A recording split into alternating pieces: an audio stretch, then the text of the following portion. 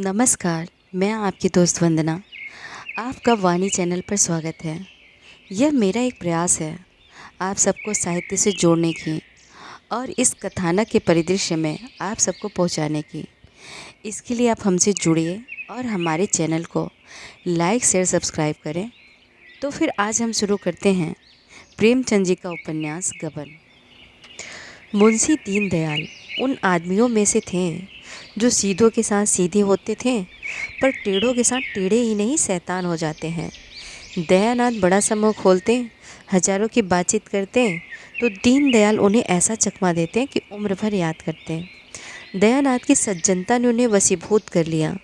उनका विचार 1000 देने का था पर 1000 टीके ही में दे आए।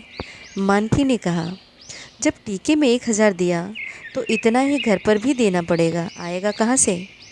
दीनदयाल चिढ़कर बोले, भगवान मालिक है। जब उन लोगों ने उदारता दिखाई और लड़का मुझे सौंप दिया तो मैं भी दिखा देना चाहता हूँ कि हम भी शरीफ हैं और सील का मूल्य पहचानते हैं। अगर उन्होंने हेकड़ी जताई होती तो अभी उनकी खबर लेता। दीनदयाल 1000 तो दे आए पर दयानाथ का बोझ हल्का करने के बदले और भारी कर दिया। वह कर्ज से कोसों दूर भागते थे। इस शादी में उन्होंने मियाँ की जूती मियाँ की चाँद वाली नीति निभाने की ठानी थी पर दीनदयाल की सहृदयता ने उनका संयम तोड़ दिया। वे सारे टीम टाम नाच तमाशे जिनकी कल्पना का उन्होंने गला घोट दिया था वही रूप धारण करके उनके सामने आ गए। बधा हुआ घोड़ा थान से खुल गया तो उसे कौन रोक सकता है। धूमधाम से विवाह करने की ठन गए। पहले जोड़े गहने को उन्होंने गौर समझ रखा था, अब वही सबसे मुख्य हो गया। ऐसा चढ़ावा हो कि मड़वे वाले देखकर भड़क उठे, सबकी आंखें खुल जाएं। कोई 3000 का सामान बनवा डाला। सर्राफ को 1000 नगद मिल गए। 1000 के लिए एक सप्ताह का वादा हुआ तो उसने कोई आपत्ति न की। सोचा 2000 सीधे हुए जाते हैं, 500-700 रुपये रह जाएंगे, वह कहाँ जाते हैं। व्यापारी की लागत निकल आती है तो नफ़े की तत्काल पाने के लिए आग्रह नहीं करता। फिर भी चंद्रहार की कसर रह गई। जड़ाऊ चंद्रहार 1000 से नीचे अच्छा नहीं मिल सकता था। दयानाथ का जी तो ललचाया कि उसे भी ले लो, किसी को नाक सिकोड़ने की तो जगह नहीं रहेगी। पर जागेश्वरी इस पर राजी न हुई। बाजी पलट चुकी थी। दयानाथ ने गर्म होकर कहा, तुम्हें क्या, तुम तो घर में बैठी रहोगी, मौत तो मेरी होगी जब उधर के लोग नाक भौं सिकोड़ने लगेंगे। जागेश्वरी, दोगे कहाँ से, कुछ सोचा है? दयानाथ, कम से कम 1000 तो वहाँ मिल ही जाएंगे। जागेश्वरी, खून मुँह लग गया क्या? दयानाथ ने शर्मा कर कहा, नहीं नहीं, अगर आखिर वहाँ भी तो कुछ मिलेगा। जागेश्वरी, वहाँ मिलेगा तो वहाँ खर्च भी होगा। नाम जोड़े गहने से नहीं होता, दान दक्षिणा से होता है। इस तरह चंद्रहार का प्रस्ताव रद्द हो गया। मगर दयानाथ दिखावे और नुमाइश को चाहे अनावश्यक समझे, रमानाथ उसे परम आवश्यक समझता था। बारात ऐसे धूम से जानी चाहिए कि गांव भर में शोर मच जाए। पहले दूल्हे के लिए पालकी का विचार था। रमानाथ ने मोटर पर जोर दिया। उसके मित्रों ने इसका अनुमोदन किया। प्रस्ताव स्वीकृत हो गया। दयानाथ एकांत प्रिय जीव थे, न किसी से मित्रता थी न किसी से मेलजोल। रमानाथ मिलनसार युवक था। उसके मित्र ही इस समय हर एक काम में अग्रसर हो रहे थे। वे जो काम करते दिल खोलकर, आतिशबाजियाँ बनवाई तो अव्वल दर्जे की, नाच ठीक किया तो अव्वल दर्जे का, बाजे गाजे भी अव्वल दर्जे के। दोयम या सोयम का वहाँ जिक्र ही न था। दयानाथ उसकी उच्च श्रृंखलता देखकर चिंतित हो जाते थे पर कुछ कह न सकते थे। क्या कहते? नाटक उस वक्त पास होता है जब रसिक समाज उसे पसंद कर लेता है। बारात का नाटक उस वक्त पास होता है जब राह चलते आदमी उसे पसंद कर लेते हैं। नाटक की परीक्षा 4-5 घंटे तक होती रहती है। बारात की परीक्षा के लिए केवल इतने ही मिनट का समय होता है। सारी सजावट, सारी दौड़ धूप और तैयारी का निपटारा 5 मिनट में हो जाता है। अगर सबके मुँह से वाह वाह निकल गया तो तमाशा पास, नहीं तो रुपया, मेहनत, फिक्र सब अकारत। दयानाथ का तमाशा पास हो गया। शहर में वो तीसरे दर्जे में आता था, गांव में अव्वल दर्जे में आया। कोई बाजों की धोपो धोपो सुनकर मस्त हो रहा था, कोई मोटर को आंखें फाड़ फाड़ कर देख रहा था। कुछ लोग फुलवारियों के तख्त देखकर लोट पोट हो जाते थे। आतिशबाजी ही मनोरंजन का केंद्र थी। हवाइयाँ जब सन्न से ऊपर जाती और आकाश में लाल हरे नीले पीले कुमकुमे से बिखर जाते, जब चरखियाँ छूटती और उनमें नाचते हुए मोर निकल आते तो लोग मंत्रमुग्ध से हो जाते। वाह क्या कारीगरी है। जालपा के लिए इन चीज़ों में लेस मात्र भी आकर्षण न था। हाँ, वह वर को एक आंख देखना चाहती थी, वह भी सबसे छिपाकर। पर उस भीड़ भाड़ में ऐसा अवसर कहाँ। द्वार 4 के समय उसकी सखियाँ उसे छत पर खींच कर ले गईं और उसने रमानाथ को देखा। उसका सारा विराग, सारी उदासीनता, सारी मनोव्यथा मानो छूमंतर हो गई थी। मुंह पर हर्ष की लालिमा छा गई। अनुराग स्फूर्ति का भंडार है। द्वार 4 के बाद बारात जनवासे चली गई। भोजन की तैयारियां होने लगीं। किसी ने पूरियां खाईं, किसी ने उपलों पर खिचड़ी पकाई। देहात के तमाशा देखने वालों के मनोरंजन के लिए नाच गाना होने लगा। 10 बजे सहसा फिर बाजे बजने लगे। मालूम हुआ कि चढ़ावा आ रहा है। बारात में हर एक रस्म डंके की चोट पर अदा होती है। दूल्हा कलेवा करने आ रहा है, बाजा बजने लगे। समधी मिलने आ रहे हैं, बाजा बजना लगा। चढ़ावा ज्यों ही पहुंचा, घर में हलचल मच गई। स्त्री पुरुष बूढ़े जवान सब चढ़ावा देखने के लिए उत्सुक उठे। ज्यों ही किस्तियाँ मंडप में पहुंची, लोग सब काम छोड़कर देखने दौड़े। आपस में धक्कम धक्का होने लगा। मान की प्यास से बेहाल हो रही थी, कंठ सूखा जाता था। चढ़ावा आते ही प्यास भाग गई। दीन दयाल मारे भूख प्यास के निर्जीव से पड़े थे। यह समाचार सुनते ही सचेत होकर दौड़े। मान की एक एक चीज़ को निकाल निकाल कर देखने और दिखाने लगे। वहाँ सभी इस कला के विशेषज्ञ थे। मर्दों ने गहने बनवाए थे, औरतों ने पहने थे। सभी आलोचना करने लगे। चूहेदंती कितनी सुंदर है, कोई 10 तोले की होगी। वाह, 11.5 तोले से रत्ती भर भी कम निकल जाए तो कुछ हार जाऊं। यह सिरदहा तो देखो, क्या हाथ की सफाई है। जी चाहता है कारीगर के हाथ चूम लें। यह भी 12 तोले से कम न होगा। वाह, कभी देखा भी है 16 तोले से कम निकल जाए तो मुँह न दिखाओ। हाँ, माल उतना चोखा नहीं है। यह कंगन तो देखो, बिल्कुल पक्की जड़ाई है। कितना बारीक काम है कि आँख ही नहीं ठहरती। कैसा दमक रहा है, सच्ची नगीने हैं। झूठे नगीनों में यह आप कहाँ। चीज़ तो यह गुलबंद है। कितने सुंदर फूल हैं और उनके बीच के हीरे कैसे चमक रहे हैं। किसी बंगाली सुनार ने बनाया होगा। क्या बंगालियों ने कारीगरी का ठेका ले लिया है। हमारे देश में एक से एक कारीगर पड़े हुए हैं। बंगाली सुनार बेचारे उनकी क्या बराबरी करेंगे। इसी तरह एक एक चीज़ की आलोचना होती रही। सहसा किसी ने कहा, चंद्रहार नहीं है क्या। मानकी ने रोनी सूरत बनाकर कहा, नहीं, चंद्रहार नहीं आया। एक महिला बोली, अरे चंद्रहार नहीं आया। दीनदयाल ने गंभीर भाव से कहा, और सभी चीज़ें तो हैं, एक चंद्रहार ही तो नहीं है। उस महिला ने मुंह बनाकर कहा, चंद्रहार की तो बात ही और है। मानकी ने चढ़ावे को सामने से हटाकर कहा, बेचारी के भाग में चंद्रहार लिखा ही नहीं है। इस गोलाकार जमघट के पीछे अंधेरे में आशा और आकांक्षा की मूर्ति सी जालपा भी खड़ी थी और सब गहनों के नाम कान में आते थे। चंद्रहार का नाम ना आता था। उसकी छाती धक धक कर रही थी। चंद्रहार नहीं है क्या, शायद सबके नीचे हो। इस तरह वह मन को समझाती रही। जब मालूम हो गया कि चंद्रहार नहीं है तो उसके कलेजे पर चोट सी लग गई। मालूम हुआ देह में रक्त की एक बूंद भी नहीं है, मानो उसे मूर्छा आ जाएगी। वो उन्माद किसी दशा में अपने कमरे में आई और फूट फूट कर रोने लगी। वह लालसा जो आज 7 वर्ष हुए उसके हृदय में अंकुरित हुई थी, जो इस समय पुष्प और पल्लव से लदी खड़ी थी, उस पर वज्रपात हो गया। वह हरा भरा लहलहाता हुआ पौधा जल गया, केवल उसकी राख रह गई। आज ही के दिन पर तो उसकी समस्त आशाएं अवलंबित थीं। दुर्दैव ने आज वह अवलंबित छीन लिया। उस निराशा के आवेश में उसका ऐसा जी चाहने लगा कि अपना मुंह नोच डाले। उसका वश चलता तो वह चढ़ावे को उठाकर आग में फेंक देती। कमरे में एक आले पर शिव की मूर्ति रखी हुई थी। उसने उसे उठाकर ऐसा पटका कि उसकी आशाओं की बात वह भी चूर चूर हो गई। उसने निश्चय किया, मैं कोई आभूषण न पहनूंगी। आभूषण पहनने से होता ही क्या है। जो रूप विहीन हो वे अपने को गहने से सजाएं। मुझे तो ईश्वर ने यूं ही सुंदरी बनाया है। मैं गहने न पहनकर भी बुरी न लगूंगी। सस्ती चीज़ें उठा लाए, जिसमें रुपए खर्च होते थे उसका नाम ही न लिया। अगर गिनती ही गिनानी थी तो इतने ही दामों में उसके दूने गहने आ जाते हैं। वह इसी क्रोध में भरी बैठी थी कि उसकी 3 सखियां आकर खड़ी हो गईं। उन्होंने समझा था जालपा को भी चढ़ावे की कुछ खबर नहीं। जालपा ने उन्हें देखते ही आंखें पोंछ डाली और मुस्कुराने लगी। राधा मुस्कुराकर बोली, जालपा, मालूम होता है तूने बड़ी तपस्या की थी।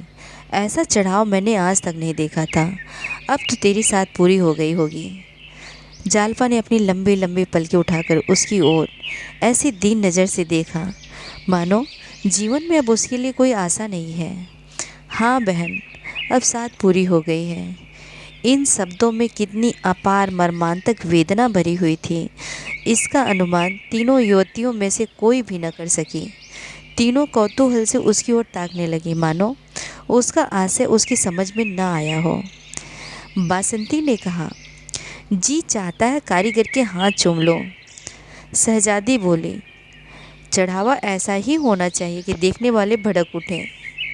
बासंती, तुम्हारी सास बड़ी चतुर जान पड़ती है, कोई चीज़ नहीं छोड़ी। जालपा ने मुंह उधर कर कहा, ऐसा ही होगा। राधा और तो सब कुछ है, केवल चंद्रहार नहीं है। शहजादी, एक चंद्रहार न होने से क्या होता है बहन, उसकी जगह गुलूबंद तो है। जालपा ने वक्रोक्ति के भाव से कहा, हाँ, देह में एक आँख के न होने से क्या होता है, और सब अंग तो हैं। आँखें हुई तो क्या, न हुई तो क्या। बालकों के मुंह से गंभीर बातें सुनकर जैसे हमें हंसी आ जाती है, उसी तरह जालपा के मुंह से लालसा से भरी हुई बातें सुनकर राधा और बासंती अपनी हंसी रोक न सकी। हाँ, शहजादी को हंसी न आया। यह आभूषण लालसा उसके लिए हंसने की बात नहीं, रोने की बात थी। कृत्रिम सहानुभूति दिखाते हुए बोली, सब न जाने कहाँ के जंगली हैं, और सब चीज़ें तो लाएं, चंद्रहार न लाएं, जो सब गहनों का राजा है। लाला अभी आते हैं तो पूछती हूँ कि तुमने यह कहाँ की रीति निकाली है, ऐसा अनर्थ भी कोई करता है। राधा और बासंती दिल में काँप रही थी कि जालपा कहीं ताड़ न जाए। उनका बस चलता तो शहजादी का मुंह बंद कर देती। बार बार उसे चुप रहने का इशारा कर रही थी, मगर जालपा को शहजादी का यह व्यंग संवेदना से परिपूर्ण जान पड़ा। सजल नेत्र होकर बोली, क्या करोगी पूछकर बहन, जो होना था सो हो गया। शहजादी, तुम पूछने को कहती हो, मैं तो रुला कर छोड़ूंगी। मेरे चढ़ावे पर कंगन नहीं आया था, उस वक्त मन ऐसा खट्टा हुआ कि सारे गहनों पर लात मार दूं। जब तक कंगन न बन गए मैं नींद भर सोई नहीं। राधा, तो क्या तुम जानती हो जालपा का चंद्रहार न बनेगा। शहजादी, बनेगा तब बनेगा, इस अवसर पर तो नहीं बना। 10-5 की चीज़ तो है नहीं कि जब चाह बनवा लिया। सैकड़ों का खर्च है, फिर कारीगर तो हमेशा अच्छे नहीं मिलते। जालपा का भग्न हृदय शहजादी की इन बातों से मानो जी उठा। वह रोते हुए कंठ से बोली, यही तो मैं भी सोचती हूँ बहन, जब आज न मिला तो फिर क्या मिलेगा। राधा और बासंती मन ही मन शहजादी को कोस रही थी और थप्पड़ दिखा दिखा कर धमका रही थी, पर शहजादी को इस वक्त तमाशे का मज़ा आ रहा था। बोली, नहीं, यह बात नहीं है। जल्दी, आग्रह करने से सब कुछ हो सकता है। सास ससुर को बार बार याद दिलाती रहना, बहनोई जी से 2-4 दिन रूठे रहने से भी बहुत कुछ काम निकल सकता है। बस यही समझ लो कि घरवाले चैन न लेने पाए। यह बात हरदम उनके ध्यान में रहे।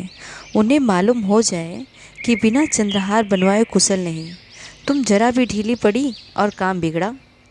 राधा ने हंसी को रोकते हुए कहा, इनसे न बने तो तुम्हें बुला लें। क्यों, अब उठोगी कि सारी रात उपदेश ही करती रहोगी। शहजादी, चलती हूँ, ऐसी क्या भागड़ पड़ी है। हाँ, खूब याद आई। क्यों जल्दी, तेरी अम्मा जी के पास तो बड़ा अच्छा सा चंद्रहार है, तुझे न देंगी। जालपा ने एक लंबी सांस लेकर कहा, क्या कहूँ बहन, मुझे तो आशा नहीं। शहजादी, एक बार कहकर देखो तो, अब उनके कौन से पहनने ओढ़ने के दिन बैठे हैं। जालपा, मुझसे तो कहा न जाएगा। शहजादी, मैं कह दूंगी। जालपा, नहीं नहीं, तुम्हारे हाथ जोड़ती हूँ, मैं जरा उनके मातृ स्नेह की परीक्षा लेना चाहती हूँ। बासंती ने शहजादी का हाथ पकड़कर कहा, अब उठेगी भी कि यहीं सारी रात उपदेश ही देती रहेगी। शहजादी उठी, पर जालपा रास्ता रोककर खड़ी हो गई और बोली, नहीं, अभी बैठो बहन, तुम्हारे पैरों पड़ती हूँ। शहजादी, जब ये दोनों चुड़ैल बैठने भी दें तब तो तुम्हें गुड़ सिखाती हूँ, और ये दोनों मुझ पर झल्लाती हैं। सुन नहीं रही हो, मैं भी विष की गांठ ही हूँ। बासंती, विष की गांठ तो तू है ही। शहजादी, तुम भी तो ससुराल से साल भर बाद आई हो, कौन कौन सी नई चीज़ें बनवा लाई। बासंती, और तुमने 3 साल में क्या बनवा लिया। शहजादी, मेरी बात छोड़ो, मेरा खसम तो मेरी बात ही नहीं पूछता। राधा, प्रेम के सामने गहनों का कोई मूल्य नहीं। शहजादी, तो सूखा प्रेम तुम्ही को फले। इतने में मानकी ने आकर कहा, तुम तीनों यहाँ बैठी क्या कर रही हो, चलो, वहाँ लोग खाना खाने आ रहे हैं। तीनों युवतियाँ चली गईं। जालपा माता के गले में चंद्रहार की शोभा देखकर मन ही मन सोचने लगी, गहनों से इनका अभी तक जी नहीं भरा।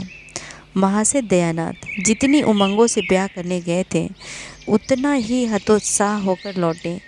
दीनदयाल ने खूब दिया, लेकिन वहाँ से जो कुछ मिला वो सब नाच तमाशे में ही नेक चार में खर्च हो गया।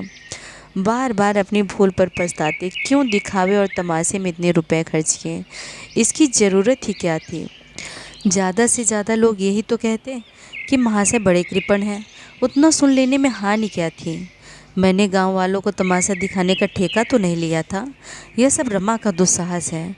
उसी ने सारे खर्च बढ़ा चढ़ाकर मेरा दिवाला निकाल दिया। और सब तकाजे तो 10-5 दिन टल भी सकते हैं, पर सर्राफ किसी तरह न मानता था। शादी के 7वें दिन उसे 1000 रुपये देने का वादा था। 7वें दिन सर्राफ आया, मगर यहाँ रुपए कहाँ थे। दयानाथ में लल्लू चप्पू की आदत न थी, मगर आज उन्होंने उसे चकमा देने की खूब कोशिश की। किस्त बांधकर सब रुपए 6 महीने में अदा कर देने का वादा किया। फिर 3 महीने पर आए, मगर सर्राफ भी एक घुटा हुआ आदमी था। उसी वक्त टला जब दयानाथ ने तीसरे दिन बाकी रकम की चीज़ें लौटा देने का वादा किया, और यह भी उसकी सज्जनता ही थी। वह तीसरा दिन भी आ गया, और अब दयानाथ को अपनी लाज रखने का कोई उपाय न सूझता था। कोई चलता हुआ आदमी शायद इतना व्यग्र न होता, हीले हवाले करके महाजन को महीनों टालता रहता, लेकिन दयानाथ इस मामले में अनाड़ी थे। जागेश्वरी ने आकर कहा, भोजन कब से बना ठंडा हो रहा है, खाकर तब बैठो। दयानाथ ने इस तरह गर्दन उठाए मानो सिर पर सैकड़ों मन का बोझ लदा हुआ है। बोले, तुम लोग जाकर खा लो, मुझे भूख नहीं है। जागेश्वरी, भूख क्यों नहीं है, रात को भी तो कुछ नहीं खाया था। इस तरह दाना पानी छोड़ देने से महाजन के रुपए थोड़े ही अदा हो जाएंगे। दयानाथ, मैं सोचता हूँ उसे आज क्या जवाब दूंगा। मैं तो यह विवाह करके बुरा फंस गया। बहू कुछ गहने लौटा तो देगी। जागेश्वरी, बहू का हाल तो सुन चुके, फिर भी ऐसी आशा रखते हो। उसकी टेक है कि जब तक चंद्रहार न बन जाएगा कोई गहना ही न पहनोगे। सारे गहने संदूक में बंद कर रखे हैं, बस वही एक बिल्लौरी हार गले में डाले हुए हैं। बहुएं बहुत देखी, पर ऐसी बहू न देखी थी। फिर कितना बुरा मालूम होता है कि कल की आई बहू उससे गहने छीन लिए जाएं। दयानाथ ने चिढ़कर कहा, तुम तो जले पर नमक छिड़कती हो। बुरा मालूम होता है तो लाओ 1000 निकाल कर दे दो, महाजन को दे आऊँ, देती हो। बुरा मुझे खुद मालूम होता है, लेकिन उपाय क्या है, गला कैसे छूटेगा। जागेश्वरी, बेटी का ब्याह किया है कि ठट्ठा है। शादी ब्याह में सभी कर्ज लेते हैं, तुमने कौन सी नई बात कर दी। खाने पहनने के लिए कौन कर्ज लेता है। धर्मात्मा बनने का कुछ फल मिलना चाहिए या नहीं। तुम्हारे ही दर्जे पर सत्यदेव हैं, पक्का मकान खड़ा कर दिया, जमींदारी खरीद ली। बेटी के ब्याह में कुछ नहीं तो 5000 रुपये तो खर्च किए ही होंगे। दयानाथ, जब ही दोनों लड़के भी तो चल दिए। जागेश्वरी, मरना जीना तो संसार की गति है, लेते हैं वह भी मरते हैं, नहीं लेते हैं वह भी मरते हैं। अगर तुम चाहो तो 6 महीने में सब रुपए चुका सकते हो। दयानाथ ने त्योरी चढ़ाकर कहा, जो बात जिंदगी भर नहीं की वह अब आखिरी वक्त नहीं कर सकता। बहू से साफ साफ कह दो, उसे पर्दा रखने की ज़रूरत ही क्या है। और पर्दा रह ही कितने दिन सकता है, आज नहीं तो कल उसे सारा हाल मालूम हो ही जाएगा। बस 3-4 चीज़ें लौटा दे तो काम बन जाए। तुम उसे एक बार कहो तो। जागेश्वरी झुंझला कर बोली, उसे तुम ही कहो, मुझसे तो ना कहा जाएगा। सहसा रमानाथ टेनिस रैकेट लिए बाहर से आया। सफ़ेद टेनिस शर्ट थी, सफ़ेद पतलून, कैनवस के जूते, गोरे रंग और सुंदर मुखाकृत पर इस पहनावे ने रईसों की शान पैदा कर दी थी। रुमाल में बेला के गजरे लिए हुए था, उससे सुगंध उड़ रही थी। माता पिता की आंखें बचाकर और जीने पर जाना चाहता था कि जागेश्वरी ने टोका, इन्हीं के तो सब कांटे बोए हुए हैं, इनसे क्यों नहीं सलाह लेते। रमा से, तुमने नाच तमाशे में 1200-1300 रुपये उड़ा दिए, बतलाओ सर्राफ को क्या जवाब दिया जाए। ये सब तुम्हारी ही करतूत है।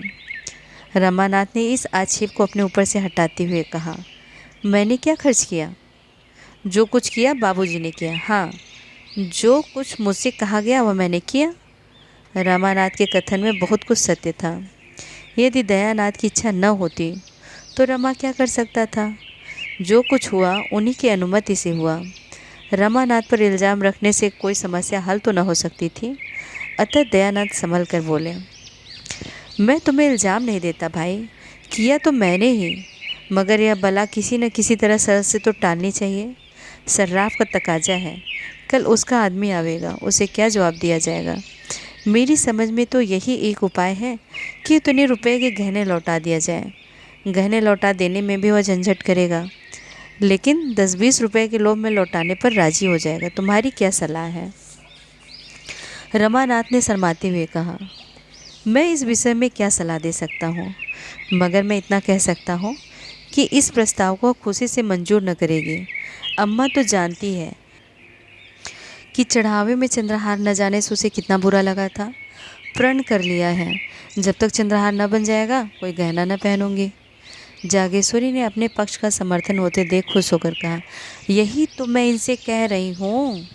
रमानाथ, रोना धोना मच जाएगा और इसके साथ घर का पर्दा भी खुल जाएगा। दयानाथ ने माथा सिकोड़ कर कहा, उसे पर्दा रखने की ज़रूरत ही क्या है? अपनी यथार्थ स्थिति को जितनी जल्दी समझ ले उतना ही अच्छा। रमानाथ ने जवानों के स्वभाव के अनुसार जालपा से खूब जीभ उड़ाई थी, खूब बढ़ चढ़ कर बातें की थी। जमींदारी है, उसे कई हज़ार का नफ़ा है, बैंक में रुपए हैं, उनका सूद आता है। जालपा से अब अगर गहने लौटाने की बात कही गई तो रमानाथ को पूरा लबाड़िया समझेगी। बोला, पर्दा तो एक दिन खुल ही जाएगा, पर इतनी जल्दी खोल देने का नतीजा यही होगा कि वो हमें नीच समझने लगेगी। शायद अपने घर वालों को भी लिख भेजे, चारों तरफ बदनामी होगी। दयानाथ, हमने तो दीनदयाल से कभी नहीं कहा था कि हम लखपति हैं। रमानाथ, तो आपने यही कब कहा था कि हम उधार गहने लाए हैं और 2-4 दिन में लौटा देंगे? आखिर यह सारा स्वांग अपनी धाक बैठाने के लिए ही तो किया था, या कुछ और? दयानाथ, तो फिर किसी दूसरे बहाने से मांगना पड़ेगा, बिना मांगे काम नहीं चल सकता। कल तो रुपए देने पड़ेंगे या गहने लौटाने पड़ेंगे, और कोई राह नहीं। रमानाथ ने कोई जवाब न दिया। जागेश्वरी बोली, और कौन सा बहाना किया जाएगा? अगर कहा जाए किसी को मंगनी देना है तो शायद वह देगी नहीं, देगी भी तो 2-4 दिन में लौटाएंगे कैसे? दयानाथ को एक उपाय सोचा। बोले, अगर उन गहनों के बदले मुलम्मे के गहने दे दिए जाएं। मगर तुरंत ही उन्हें ज्ञात हो गया कि ये लचर बात है। खुद ही उसका विरोध करते हुए कहा, हाँ, बाद में मुलम्मा उड़ जाएगा तो फिर लज्जित होना पड़ेगा। अक्ल कुछ काम नहीं करती। मुझे तो यही सोचता है, यह सारी स्थिति उसे समझा दी जाए। ज़रा देर के लिए उसे दुख तो ज़रूर होगा, लेकिन आगे के वास्ते रास्ता साफ हो जाएगा। संभव था, जैसा दयानाथ का विचार था, कि जालपा रो धोकर शांत हो जाएगी, पर रमा की इसमें किरकिरी होती थी। फिर वह मुंह न दिखा सकेगा। जब वो उसे कहेगी, तुम्हारी ज़िम्मेदारी क्या हुई, बैंक के रुपए क्या हुए, तो उसे क्या जवाब देगा? विरक्त भाव से बोला, इसमें बेइज्जती के सिवा और कुछ न होगा। आप क्या सर्राफ को 2-4-6 महीने टाल नहीं सकते? आप देना चाहें तो इतने दिनों में 1000-1200 रुपये बड़े आसानी से दे सकते हैं। दयानाथ ने पूछा। कैसे? रमानाथ। उसी तरह जैसे आपके और भाई करते हैं। दयानाथ। वो मुझसे नहीं हो सकता। तीनों कुछ देर मौन बैठे रहे। दयानाथ ने अपना फैसला सुना दिया। जागेश्वरी और रमा को यह फैसला मंजूर न था, इसलिए अब इस गुत्थी के सुलझाने का भार उन्हीं दोनों पर था। जागेश्वरी ने भी एक तरह से निश्चय कर लिया था, दयानाथ को झक मारकर अपना नियम तोड़ना पड़ेगा। यह कहाँ की नीति है कि हमारे ऊपर संकट पड़ा हुआ है और हम अपने नियमों का राग लापे जाएं। रमानाथ बुरी तरह फंसा था। वह खूब जानता था कि पिताजी ने जो काम कभी नहीं किया वह आज भी न करेंगे। उन्हें जालपा से गहने मांगने में कोई संकोच न होगा, और यही वह न चाहता था। वह पछता रहा था कि मैंने जालपा से डींगे क्यों मारी। अब अपने मुंह की लाली रखने का सारा भार उसी पर था। जालपा की अनुपम छवि ने पहले ही दिन उस पर मोहिनी डाल दी थी। वह अपने सौभाग्य पर फूला न समाता था। क्या यह घर ऐसी अनन्य सुंदरी के योग्य था? जालपा के पिता 5 रुपए के नौकर थे, पर जालपा ने अपने घर में झाड़ू न लगाई थी, कभी अपनी धोती न छाटी थी, अपना बिछावन न बिछाया था, यहाँ तक कि अपनी धोती की खींच तक न सी थी। दयानाथ 50 रुपए पाते थे, पर यहाँ केवल चौका बासन करने के लिए मेहरी थी। बाकी सारा काम अपने ही हाथों करना पड़ता था। जालपा शहर और देहात का फ़र्क क्या जाने। शहर में रहने का उसे कभी अवसर ही न पड़ा था। वह कई बार पति और सास से आश्चर्य पूछ चुकी थी, क्या यहाँ और कोई नौकर नहीं है? जालपा के घर दूध दही की कमी नहीं थी। यहाँ बच्चों को कभी दूध मयस्सर न था। इन सारे अभावों की पूर्ति के लिए रमानाथ के पास मीठी मीठी बातों के सिवा और क्या था? घर का किराया 5 रुपए था। रमानाथ ने 15 बताए थे। लड़कों की शिक्षा का खर्च मुश्किल से 10 रुपए थे। रमानाथ ने 40 बतलाए थे। उस समय उसे इसकी जरा भी शंका न थी कि एक दिन सारा भांडा फूट जाएगा। मिथ्या दूरदर्शिता नहीं होती, लेकिन वह दिन इतनी जल्दी आएगा वह कौन जानता था। मगर उसने ये डींगे न मारी होती तो जागेश्वरी की तरह वह भी सारा भार दयानाथ पर छोड़कर निश्चिंत हो जाता। लेकिन इस वक्त वो अपने ही बनाए हुए जाल में फंस गया था। कैसे निकले? उसने कितने ही उपाय सोचे, लेकिन कोई ऐसा न था जो आगे चलकर उसे उलझनों में न डाल देता, दलदल में न फंसा देता। एकाएक उसे एक चाल सूझी। उसका दिल उछल पड़ा, पर इस बात को मुँह तक न ला सका। ओह, कितनी नीचता है, कितना कपट, कितनी निर्दयता! अपनी प्रेयसी के साथ ऐसी धूर्तता! उसके मन ने उसे धिक्कारा। अगर इस वक्त उसे कोई 1000 रुपया दे देता तो उसका उम्र भर के लिए गुलाम हो जाता। दयानाथ ने पूछा, कोई बात सूझी? मुझे तो कुछ नहीं सूझता। कोई उपाय सोचना ही पड़ेगा। आप ही सोचिए। मुझे तो कुछ नहीं सोचता। क्यों नहीं उसे 2-3 गहने मांग लेते हैं? तुम चाहो तो ले सकते हो, हमारे लिए मुश्किल है। मुझे शर्म आती है। तुम विचित्र आदमी हो, न खुद मांगोगे न मुझे मांगने दोगे, तो आखिर ये नाव कैसे चलेगी? मैं एक बार नहीं 1000 बार कह चुका हूँ कि मुझसे कोई आशा मत रखो। मैं अपने आखिरी दिन में जेल नहीं काट सकता। इसमें शर्म की क्या बात है? मेरी समझ में नहीं आता कि इसके जीवन में ऐसे कोई अवसर नहीं आते। तुम ही अपनी माँ से पूछो। जागेश्वरी ने अनुमोदन किया। मुझसे तो नहीं देखा जाता था कि अपना आदमी चिंता में पड़ा रहे, मैं गहने पहने बैठी रहूं। नहीं तो आज मेरे पास भी गहने न होते।